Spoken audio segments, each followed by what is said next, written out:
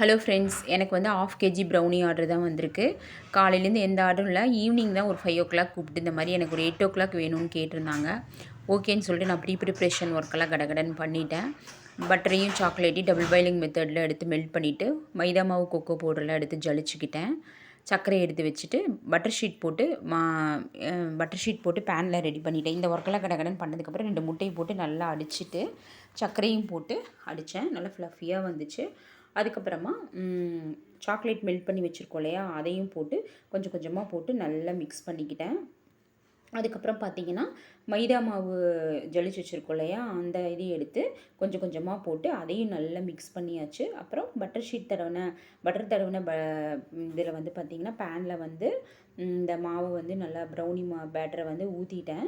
மேலே வந்து க்ரன்ச்சியாக இருக்கிறதுக்காக நான் வந்து எப்போவுமே முந்திரியையும் பாதாமையும் பொடி பொடியாக கட் பண்ணி மேலே நல்லா போட்டுருவேன். எல்லா கஸ்டமருக்கும் நான் இந்த மாதிரி தான் கொடுப்பேன். எனக்கு இந்த ப்ரௌனிக்குன்னே சில ரெகுலர் கஸ்டமர் இருக்காங்க.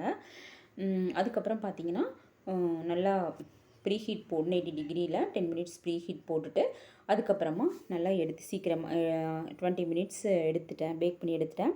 கொஞ்சம் சீக்கிரமாக கொடுக்க வேண்டியதாக இருந்தது. கொஞ்சம் கட் பண்ண பயமாக இருந்தது. ஏன்னா கொஞ்சம் ஆறுனா கட் பண்ண பயமெல்லாம் நல்லா நீட்டாக வரும்.